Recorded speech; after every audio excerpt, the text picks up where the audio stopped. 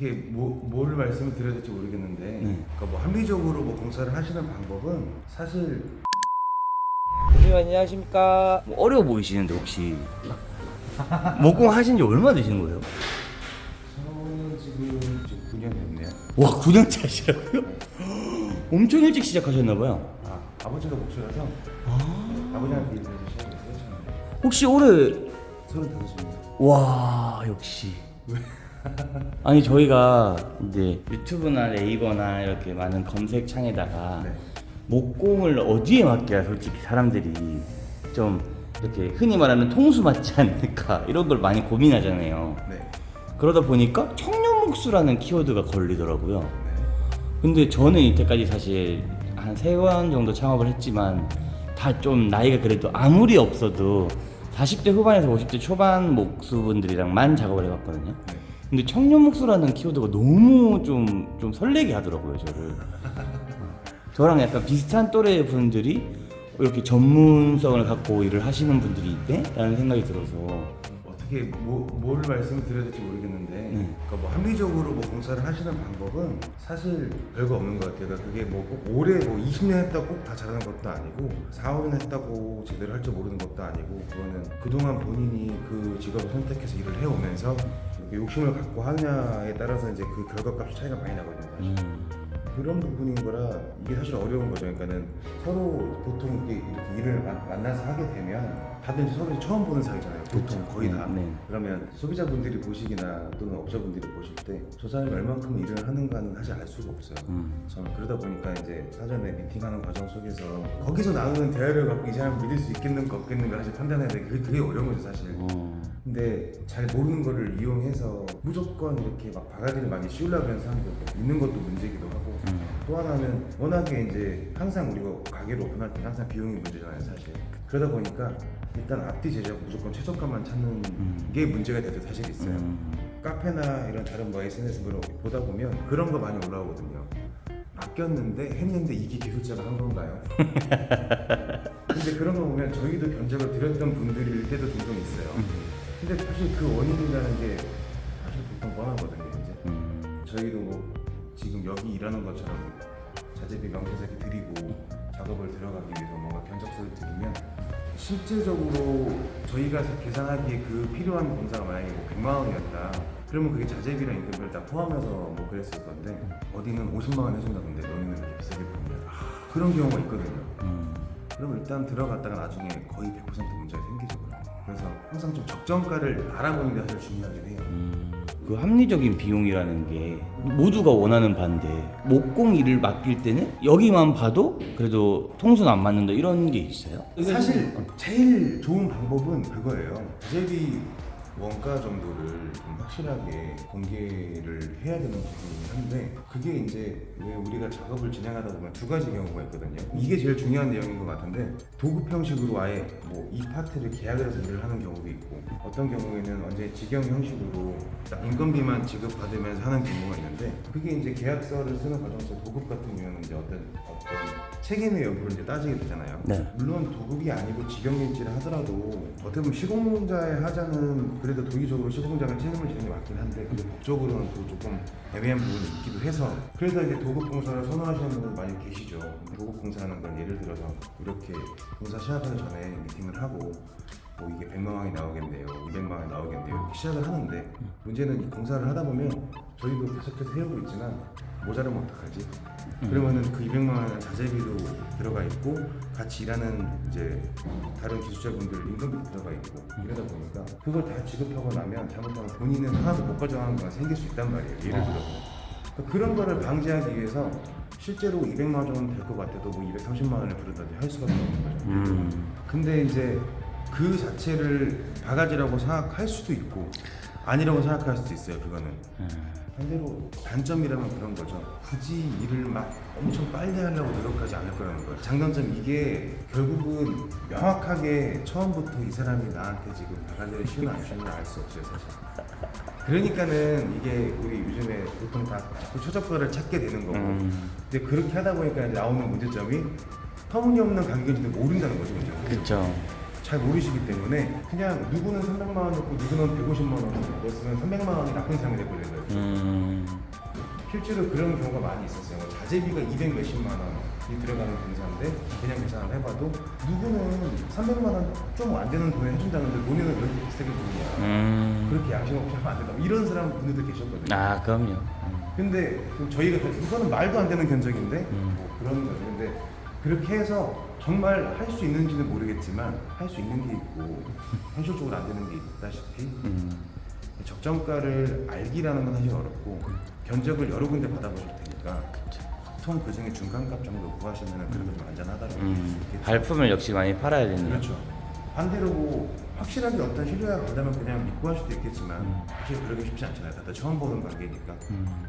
그 정도밖에는 사실 할 수 있는 게 없어요. 처음에.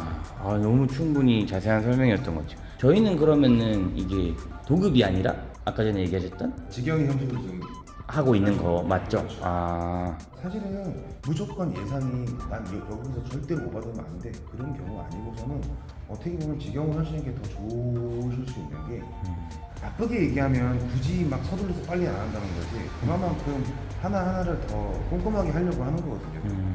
근데 돈이 딱 묶여 있으면 작업자들 입장에서는 사실 어쨌든 마음이 급해져요. 그쵸, 아무래도 그쵸. 그렇죠. 안 끝나면 바로 손해가 돼버리니까 그런 게 있고 또 하나는 하시다 보면 계획이 바뀔 일이 많이 있습니다. 사실.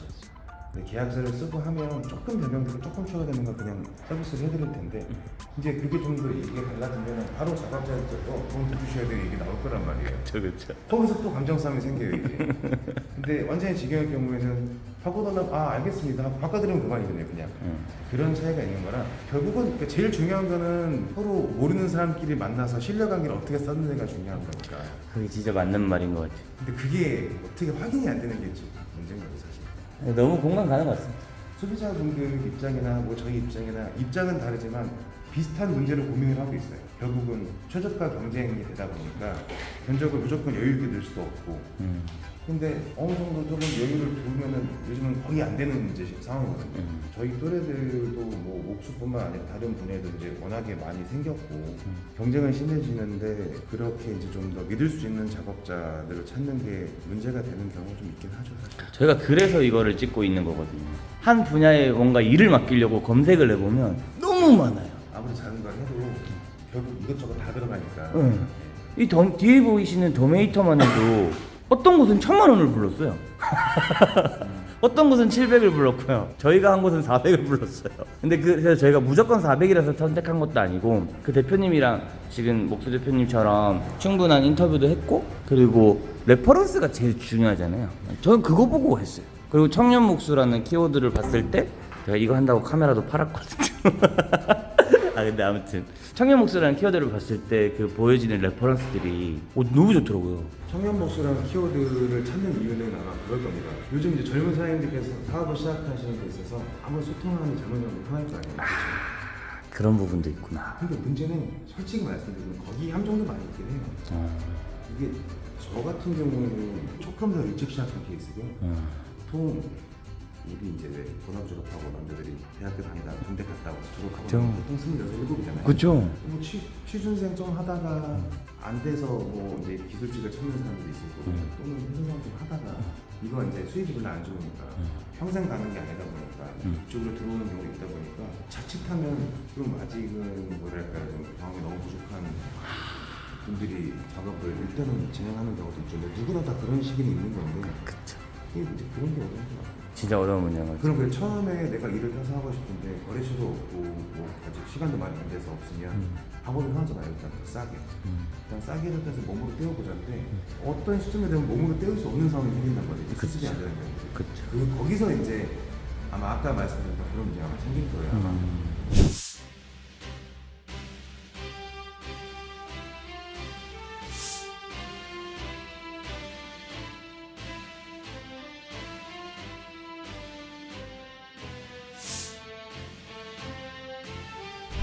여러분 저희 인테리어가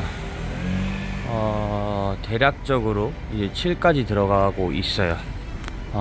가게를 운영하면서 하다 보니까 직원분들 휴무나 이런 것들로 인해서 저희가 또 시프트에 들어가서 일을 하다 보니까 좀 중간에 스킵되는 부분들이 있어요. 샤시 대표님이 해주셨던 이 갈바에 시트 작업을 해서 월넛이라는 이런 원목 느낌이 나는 시트지를 도포했고요. 그리고 문은 이게 원래 노란색이었는데 이제 주황색으로 바꿨고요. 그리고 지금 여기가 막혀 있는데 저희 테이크아웃 존, 픽업 존이 샤시 작업이 남아 있어서 더 해야 되기 때문에 이렇게 돼 있고, 이제 목공 대표님께서 해주셨던 이 바가 이렇게 예쁘게, 정말 예쁜 색깔로 지금 변신 중에 있습니다. 근데 목공 대표님이랑 얘기를 했었었는데 저희가 목공 대표님이 잘 해주셨음에도 불구하고 저의 불찰로 좀 놓친 부분들이 있었어요. 그게 어떤 부위냐면, 지금 여기 보셨을 때 뭔가 지저분해 보이는 부위들이 많으시죠. 근데 그 중에서도 바닥에 타일이 깔려도 안 덮이는 곳들이 있어요. 바로 이 부위와 이런 부위들, 이런 것들은 마감을 할 때 어쩔 수 없이 또 목공 대표님한테 도움을 청해야 돼서 때를 좀 썼어요.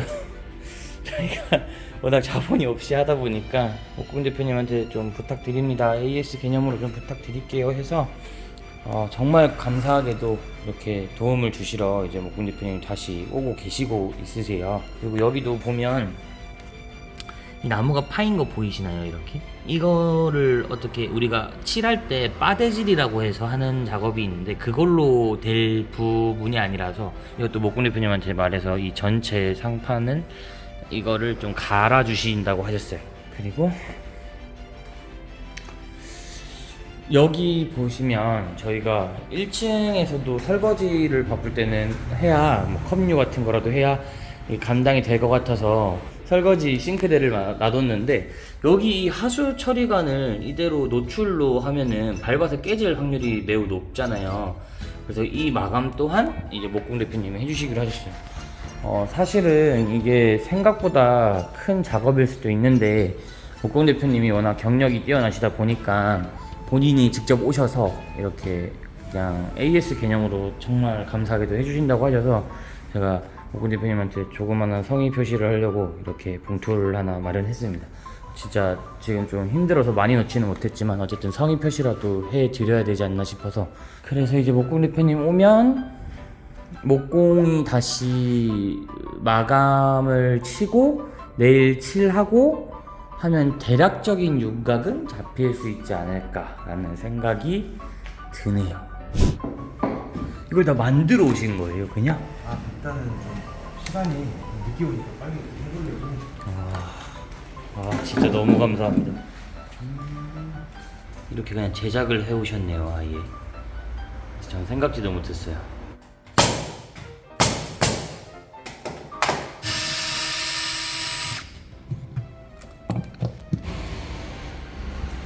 대표님이 한창 수습 중이신데요. 대표님 차 안에 이렇게 그냥 넣어놨습니다. 그냥 드리면 안 받으실 것 같아서 넣어놓기로 했습니다. 진짜 감사하거든요. 아니 제 시간 내주셔서 너무 감사해요.